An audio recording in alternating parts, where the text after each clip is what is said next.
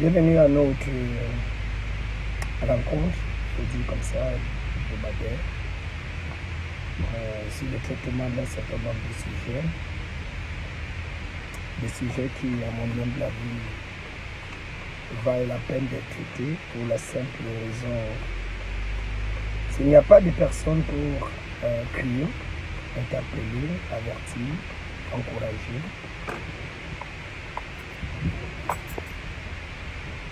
Alors nous serons obligés de transmettre à la génération future les batailles et les luttes que cette génération nous a transmises. Quand je parle de cette génération, il s'agit bien sûr de la génération qu'en réalité nos pères ont laissé. Bref, je suis dans un endroit un peu difficile à circuler, permettez que j'arrive. Une minute.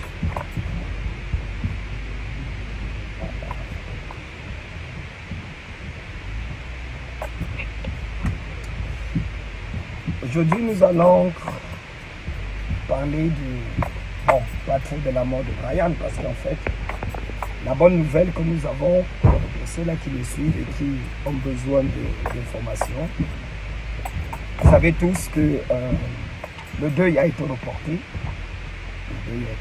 Je l'avais dit la semaine passée, tout au long de cette semaine d'ailleurs, quand j'ai vu le programme sortir, dans mes posts précédents, dire que c'était impossible qu'on puisse avoir le deuil à la date qui était mentionnée, parce qu'effectivement les enquêtes n'avaient pas encore abouti et qu'on ne peut pas enterrer Brian sans toutefois d'abord avoir élucidé les circonstances de sa mort. Nous avons parlé avec la famille. Et également, nous avons essayé vous étiez nombreux d'ailleurs à approuver, ce qui fait qu'aujourd'hui, nous avons remporté déjà une victoire. Nous avons déjà remporté une victoire, celle du report à une date ultérieure du deuil de Brian. Donc, les informations qui ont circulé, selon lesquelles il devait être enterré dans les jours qui viennent, ont été revues. Je pense d'ailleurs qu'une note est sortie sur Mondovision qui, en tout cas, remettait les points sur les i. Donc nous saluons cette action, nous le saluons, il faut le dire. Nous saluons le fait qu'aujourd'hui, maintenant, la question au niveau de la sérénité de l'enquête.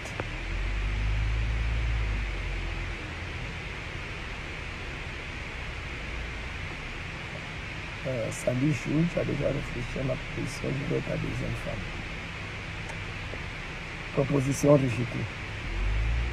Merci pour l'honneur que tu me fais. Mais je ne suis pas Gédéon de la Tchétchouva. Lui non plus. Je ne crois pas à la polygamie. Donc, revenons sur cela, je voudrais simplement dire qu'à l'instant où nous vous parlons,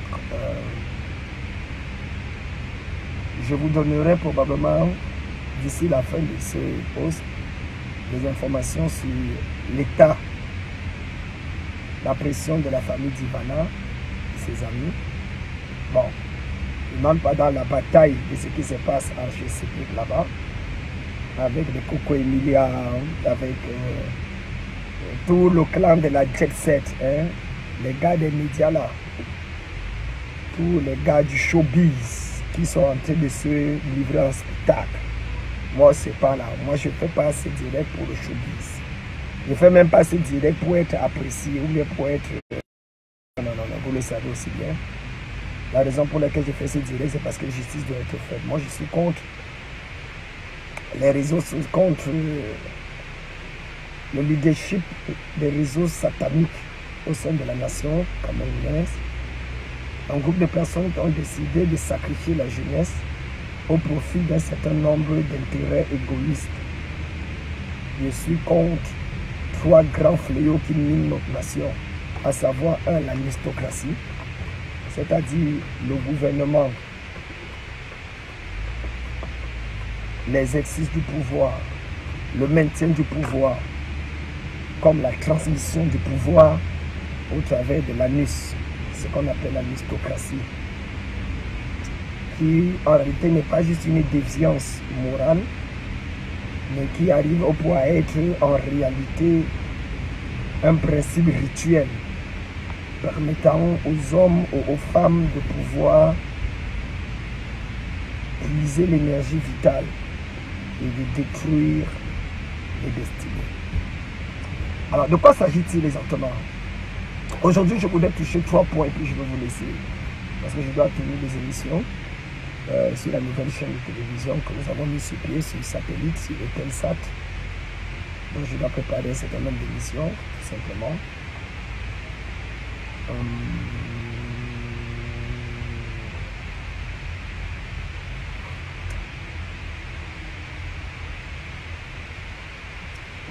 Brian Follow n'avait pas d'amis. Brian Fombor n'avait pas d'amis. Tous les gens qui sont autour là sont des foutus. Si Brian avait un ami dont l'objectif n'était pas juste de chercher les femmes, de jouer la vie, Brian dépensait 400 000 francs pour un petit déjeuner. Et je peux vous dire le nom de la personne à qui il a payé le petit déjeuner à 400 000 francs. C'est une artiste connue. Connue ici dehors.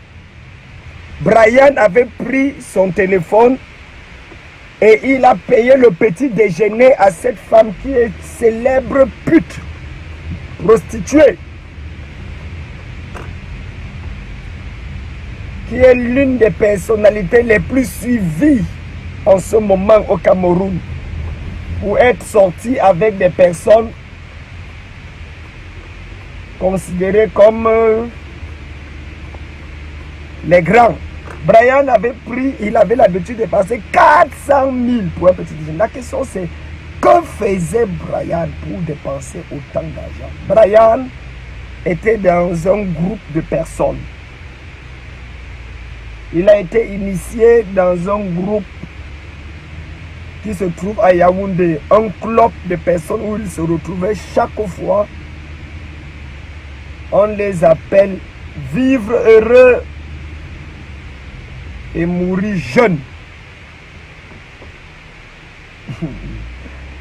Si je vous donne l'autre version de Brian ici, vous n'allez plus m'aimer, croyez-moi. L'enfant de Kiwi a été initié dans quelque chose qui le dépassait de très loin. Il ne connaissait pas les tenants et les aboutissants de ça. C'était de l'argent qui venait des puissances occultes. Ouais, je le dis et j'assume ce que je dis. D'ailleurs, j'ai des confessions privées de certains de ses amis intimes qui ont clairement acquis, lorsqu'ils ont demandé de l'argent à Brian, Brian a dit, je peux inscrire ton nom sur la liste des. Et les jeunes hommes ont dit, jamais, moi je ne suis pas là-dedans. Je n'entre pas dans le fait qu'on accusait Brian d'être homosexuel. Moi, ce n'est pas là mon problème. Au Cameroun, on accuse tout le monde. Mais je dis avec conviction à l'appui, que l'un des problèmes de Brian, c'est une société qui a fait miroiter le fait que pour réussir, il faut à tout prix entrer dans des loges. Il faut à tout prix pactiser avec certains esprits. Et voilà un enfant qui a été emporté dans la guerre des réseaux et de la mafia. Une mafia qui l'a amené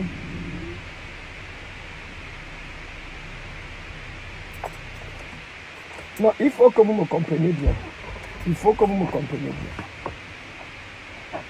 Moi, je suis pour lutter contre le fait que Brian soit mort de cette mort. Brian a été sacrifié et justice doit être faite. C'est ça mon combat. Je le donne comme them. est en train de bagarrer afin que justice soit faite concernant la mort de Brian. Kamdem Djenedon n'a jamais dit que Brian était un ange. Il n'est pas un ange. Brian menait une vie qui ne correspond pas au trône quotidien normal d'un Camerounais moyen. Brian s'est laissé entraîner dans une histoire où en réalité on l'a sacrifié dans cette histoire.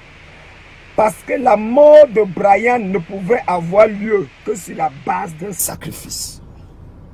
Et moi, mon problème, c'est d'interpeller les enquêteurs sur la dimension mystique de la mort de Brian. Le sang de Brian devait couler d'après la réunion qui s'était tenue 2 semaines avant sa mort et dont les enregistrements dans les téléphones que les enquêteurs ont en leur possession à l'instant où je vous parle viennent certifier certainement le fait que la mort de Brian a été commanditée 2 semaines avant. Il est impossible que cette mort soit une mort naturelle. Il est impossible que cette mort soit une mort accidentelle, que personne ne nous fait savoir le contraire. Ce n'est pas possible.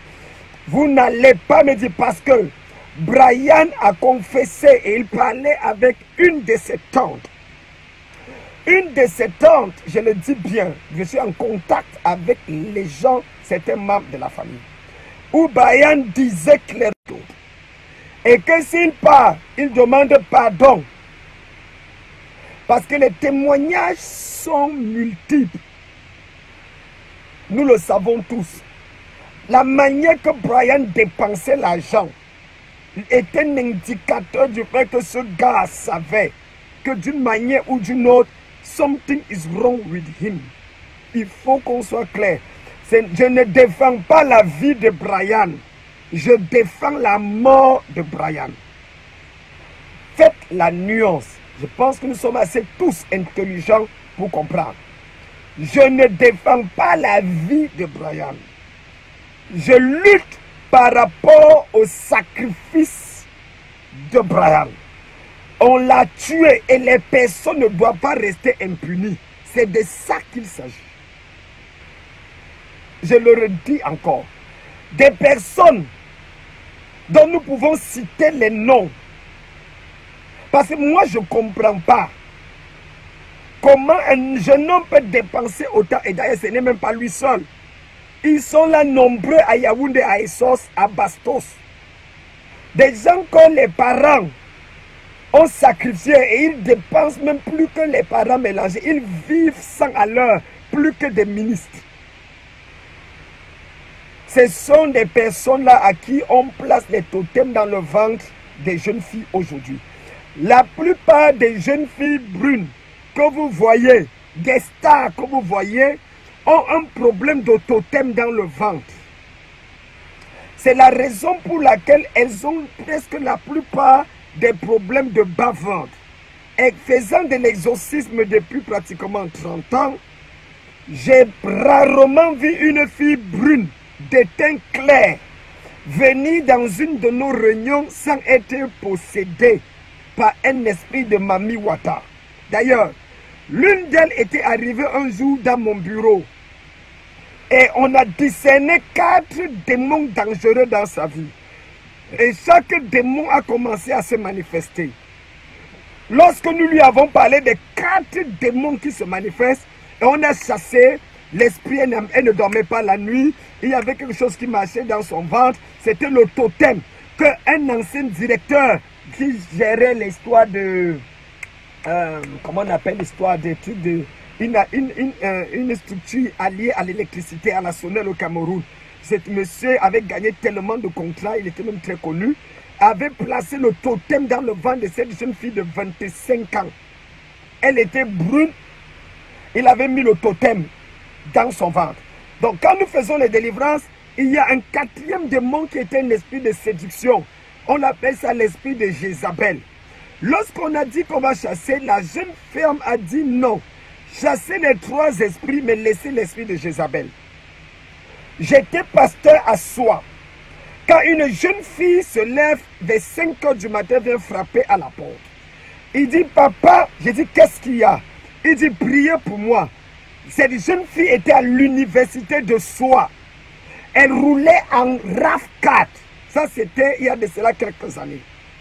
Et elle vivait 100 à l'heure. Elle avait une jeune fille de 3 ans. Quand elle vient à 5 h du matin frapper à la porte, elle est toute en pleurs parce qu'elle a été fouettée littéralement toute la nuit. Qu'est-ce qu'il y a, jeune dame? Elle me répond simplement que priez pour moi, sinon à 17 h je meurs. J'ai dit, à qui t'a dit que tu vas mourir à 17 h? C'est là où elle me raconte son histoire. Son père est mort quand elle avait 10 ans. Sa mère s'est battue en vendant des beignets et des haricots ébouillis, ce qu'on appelle BHB au Cameroun, afin de la faire fréquenter. Mais elle n'arrivait pas parce qu'elle a 2 petits frères. Elle est donc donné sa vie à partir de 18 ans à la vie du dehors. Elle était extraordinairement jolie, mon frère. Le genre de beauté que même avec l'onction du Saint-Esprit, tu as besoin de parler en langue pour ne pas être séduit par sa beauté. Bon. Kamdem donc a dû laver ses yeux avec le sang de Jésus afin de ne pas succomber à ce genre de séduction diabolique, satanique, comme une sirène des eaux. Vous savez qu'il y a des jeunes filles ici dehors. Quand tu la regardes seulement, tu deviens envoûté. C'est comme si les sirènes des eaux habillent son corps. C'est comme si Dieu était de bonne humeur quand il a créé. Chaque forme est à sa place. Donc, elle commence à raconter l'histoire. Elle dit qu'elle a rencontré en terminale une jeune fille qui était la fille d'un ministre, qui l'a amenée dans une réunion qu'on appelle les cotisations. Méfiez-vous des jeunes filles qui font les cotisations dans les réunions. C'est devenu à la mode. Mettez les cœurs pour que je puisse vous raconter l'histoire. S'il vous plaît, mettez les cœurs. Parce que ce que je vous dis, ce sont des choses que j'ai vécues. Je ne vous raconte pas des fables. Il est important à l'heure où nous sommes arrivés de connaître la vraie histoire de votre nation. De connaître exactement ce qui se passe. Parce que ce n'est pas tout ce qui brille qui est or. Mon ami, dites au président des jeunes que je veux le voir tout à l'heure. Ok, dès que je finis de dire, merci. C'est à ce moment que elle raconte et dit clairement qu'elle a sacrifié son petit frère quand elle allait dans ces réunions. On a demandé son frère Jean, il s'appelait ici c'est Jean quelque chose. Jean-Marc a été sacrifié. Elle a eu sa première voiture. Elle a commencé à sortir et l'argent venait. Après, on lui a demandé de sacrifier l'oncle qui s'occupait d'elle. Elle a sacrifié l'oncle. Après, on lui a demandé de sacrifier sa mère. Elle a sacrifié sa mère devant Dieu que je vous parle. Pourquoi elle vient me voir? C'est qu'on lui a demandé maintenant, ça fait une histoire de 4 ans, 5 ans que ça se passe, hein, de sacrifier sa fille qui a seulement il y a 7 ans. On lui demande de sacrifier sa fille. C'est là, elle dit, papa, homme de Dieu, c'est la seule fille que j'ai. J'ai sacrifié mon petit frère. J'ai sacrifié l'oncle qui payait mes études. L'oncle était chef de service au ministère des Travaux publics. J'ai sacrifié ma mère, celle qui vendait les beignets pour prendre soin de moi. Maintenant, on me demande de sacrifier ma fille. Pardon, priez. J'ai refusé. On a dit, le totem a dit que si je ne le sacrifie pas, à 17 h je meurs. C'est comme ça qu'elle vient frapper à ma porte à 5 h du matin. C'était à Soie, université de Soie.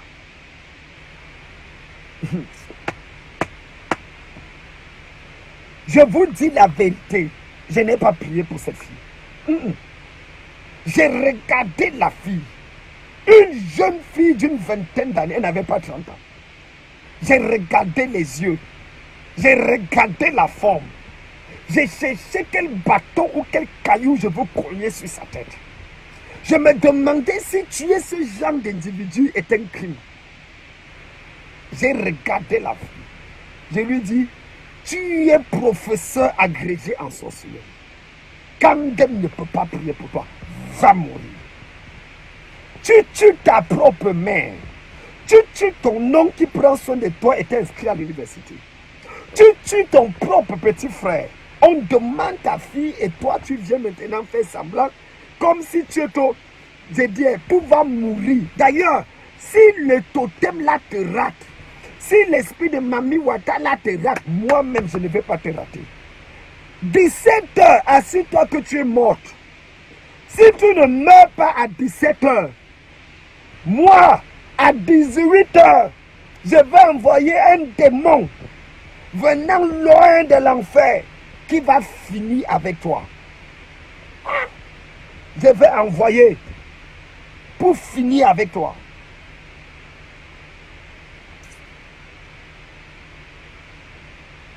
Jeune homme, tu sors, choisissez les filles noires pour sortir avec elles. Un conseil, choisissez les filles noires.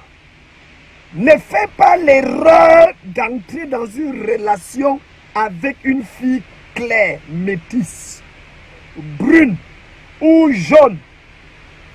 Dès que ta petite amie ou ta fiancée commence à éclaircir sa peau, fuis. Abandonne-la, fuis. Ah, Chabaré, Kazuya, Balé, Katenaba.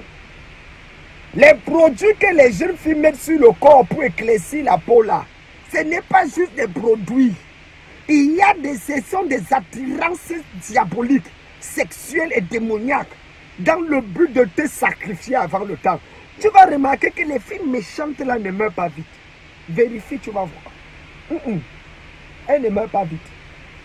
Elle prend le totem entre les pieds d'un DG, d'un sénateur, député, ministre. Elle prend le totem et le DG garde le totem dans son bas-ventre. C'est pour ça que la plupart des jeunes filles aujourd'hui ont des problèmes de menstrues, ont des problèmes de bas-ventre, ont des problèmes de règles douloureuses. C'est parce qu'il y a un esprit. Le totem a déménagé. Le totem ne veut plus habiter au village. On a déjà détruit les arbres sacrés. Les rivières même sont devenues artificielles. La plupart de ces personnes veulent habiter dans le ventre ou le bas-ventre des jeunes filles.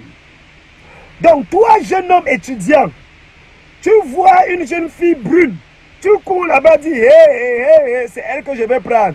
Tu es mort en guerre. Toi, tu m'écoutes, toi, tu pas essayer, tu vas me dire, tu es mort en guerre. Tu es mort en guerre. L'une des raisons pour laquelle la plupart des jeunes filles augmentent leur postérieur, c'est-à-dire en langue simple leur fesse ou leur fessier, c'est simplement pour faire habiter le nombre de démons à l'intérieur. Donc quand tu entres dans ce postérieur, tu ressors étant possédé. Les démons n'aiment pas habiter dans les postérieurs qui sont réduites. Moi, quand je vais parler ma part, on va regarder, on va dire, le pasteur là parle quoi. On préfère, c'est pour que tu ne meurs pas comme Brian. Regarde, il y a 3 choses que les jeunes filles d'aujourd'hui font. Numéro 1, elles éclaircissent tous leur peau. C'est la preuve que c'est un agent de Jézabel. Il n'y a que les esprits de Jézabel pour éclaircir les peaux. Parce que le diable se transforme en ange de lumière. Je ne parle pas des gens qui sont naturellement clairs. Je ne parle pas des gens qui sont naturellement brunes. Je parle des gens que quand tu regardes leur Facebook, elles étaient en 2001 noires comme le charbon. En 2004, elles ont commencé à devenir comme le chocolat. En 2007, elles sont devenues claires comme si elles étaient devenues Coco Emilia ou bien Nathalie quoi. Et en 2011, elles sont devenues brunes et métisses. En 2018, elles sont albinos. Le genre de fille là, elle a déjà vendu sa peau. Mon fils, toi tu fais confiance à une femme qui ne fait pas confiance à sa peau. Tu épouses une caméléon pour aller où? Arrête les faux fiançailles là. Je l'aime, je l'aime, je l'aime. Brian n'aimait pas. Regardez les filles autour de Brian. Ce n'était pas les filles brunes. Tu as vu qui de nous autour de Brian? Il est où maintenant? Là, voilà Ivana qui veut se sortir. Continuer sa vie. Vous parlez de quoi là? Je vous dis, ne faites pas confiance à une fille qui était noire et qui est devenue brune. Ne faites pas confiance. Même si elle est quoi, quelle que soit la star. Vous voyez les Coco Emilia, Nathalie quoi, les Malo, tous ces stars que vous citez, que vous appréciez. Si elles étaient brunes dès le début, il n'y a pas de problème. Mais si tu regardes les photos, l'une d'elles, ou tous ces stars, ou bien toutes les jeunes filles qu'il y a à Douala, Yaoundé, Abidjan, Lomé, qui étaient noires et qui sont devenues brunes, fuis. Va mourir, après tu vas attendre que Kamden va venir faire le direct sur toi. Fire. Deuxièmement, vérifie la jeune fille qui était, le derrière était comme la planche qui permet de pouvoir, la planche qu'on rabote. Et du jour au lendemain, elle a commencé à prendre les photos et filmer le derrière comme ça. Prendre les photos et filmer le derrière comme ça. Tu remarques que son postérieur est en train de prendre de la forme.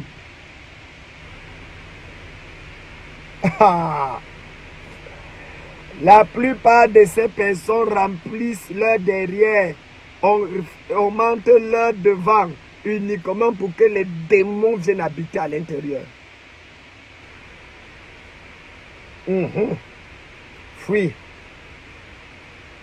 À la l'heure où nous sommes, nous avons besoin d'une intervention. Bon, en tout cas, on vous parle, quelqu'un dit où est Jésus-Christ dans tout ce que tu dis. Ah non, Josué, tu es malade. On t'a dit que je suis venu ici là pour te dire que Jésus-Christ est vivant, il est mort, il est ressuscité. Tu ne connais pas ça? Je suis venu avertir les jeunes afin qu'ils vivent assez longtemps pour qu'on leur prêche Jésus. S'ils meurent là maintenant, on va leur prêcher Jésus comment? Brian, si Brian avait l'opportunité de vivre jusqu'à aujourd'hui, on serait en train de prêcher Jésus. Mais mon frère, laissez-moi, je n'ai pas parlé. Si je cite les noms, ce n'est pas pour interpeller les gens. J'ai dit seulement, donc n'allez pas amener le nom de Kamden là où il n'y a pas. 1, je n'ai peur de personne. 2, je cite simplement les noms des gens qui sont sur les réseaux sociaux. Coco Ajanté, comment on les appelle encore là? Tous les stars que vous connaissez. Donc je ne fais pas de fixation sur quelqu'un. Je dis seulement vérifier. Si quelqu'un était noir et est devenu brune, ne l'épousez pas. La plupart des esprits des eaux de Mami Wata fonctionnent avec les filles claires de teint. Je vous le dis. Dans nos cultes, dans nos églises, les gens qui manifestent le plus les démons sont les femmes qui sont claires de teint. Et je dis aux la génération, chers enfants spirituels, avant d'épouser une jeune fille, assure-toi que soit elle est naturellement claire, soit elle est noire. Le genre de femmes là sont même les meilleures épouses. Les meilleures. Voilà. Revenons maintenant sur mon débat. Parce que on vous donne l'intervention, vous êtes en train de bavarder. Bavarder. Bavarder. Après vous allez, on va vous sacrifier là-dedans, vous n'allez même pas savoir. Nous, la lune, oh my God.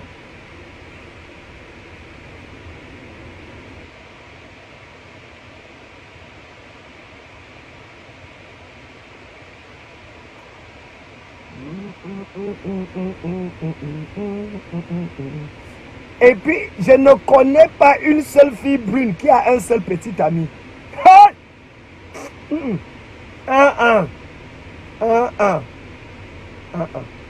Je ne connais pas une seule fille claire de teint qui a une seule petite amie. Quoi? Elles sont rares. Elles sont rares. Chaque femme que tu vois claire de teint qui ne travaille pas et qui roule dans une voiture ou bien qui habite une maison où elle vit seule, elle est possédée. Vous n'avez pas besoin des dons de discernement des prophètes. Si tu vois une fille au teint clair qui a un téléphone iPhone, dernier cri. Elle ne travaille pas. Elle a une petite boutique seulement comme ça, que tu ne sais même pas comment elle a fait pour avoir. Tu regardes la boutique, tu sens qu'elle n'arrive même pas à payer la personne qui est là dans la boutique. Mais elle loue une maison, elle a un téléphone, une télévision. Mon frère, elle est possédée. Elle a 3 gars. On appelle ça la trinité sexuelle. La trinité sexuelle. Elle a un bon livreur. C'est-à-dire le gars qui la déstresse. Un bon livreur. C'est un feignant. Un gigolo. Mais c'est un livreur. Il sait là où Dieu l'a béni. Numéro 2. Elle a un gars avec qui elle trompe que c'est son fiancé. Le gars, le Mbutuku, le feignant dans l'affaire. Parce que le gars est fonctionnaire ou diplomate. Ou alors il vit à l'étranger. C'est son fiancé officiel. C'est le gars que la famille connaît. Et ensuite, elle a un brouteur, un bandit, un papa qui a l'âge de son grand-père. Celui-là ne fait même rien. Il ne connaît pas faire. Tout ce qu'il fait, c'est qu'il suce. Il suce. Il boit le sang de ses menstrues pour perpétuer ses pratiques diaboliques. C'est un monsieur qui a un gros ventre avec la calvitie, dont l'objectif seulement que quand elle arrive chez elle, elle masse son gros ventre et lui fait faire des pratiques sadomasochistes,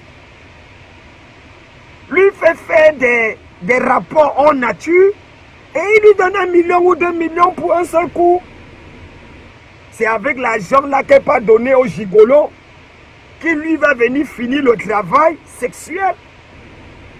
Et après, le pauvre gars, le malheureux dans tout ça, c'est le gars qui l'a présenté à sa famille comme sa fiancée qu'il va épouser. Voilà. Voilà la trinité sexuelle de la plupart des jeunes filles claires avec les grosses fesses ici dehors. Les enfants des années 2000, 1995, elles sont nées entre 1995 et 2005. Ouais. Professeur agrégé en sorcellerie.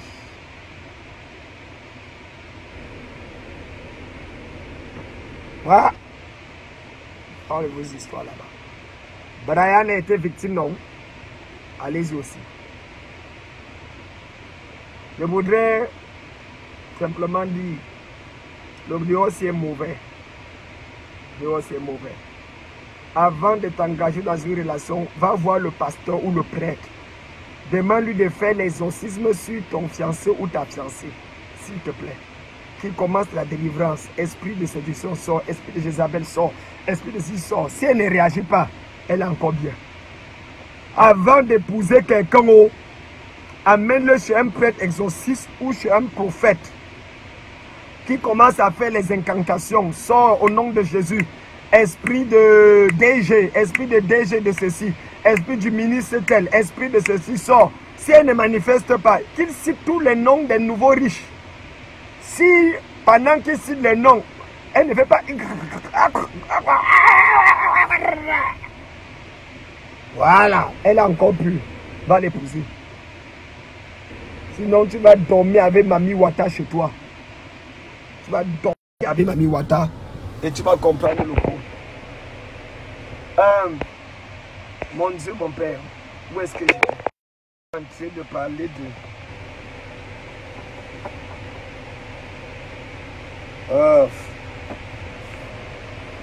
Le deuil de Brian a été reporté à une date ultérieure. Les enquêtes suivent le cours.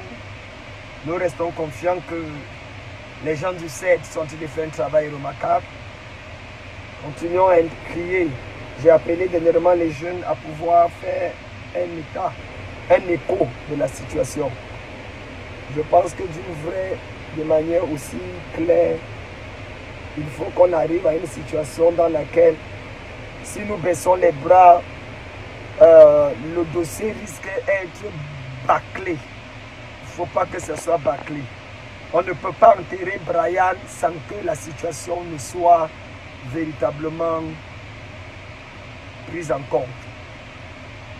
Il faut qu'on arrive à un niveau où, honnêtement, on décide de mettre la pression sur la justice. Je vous ai dit, si nous ne continuons pas à poster, à publier, il est très important de pouvoir faire, parce qu'il y a une division dans la famille de Brian en ce moment.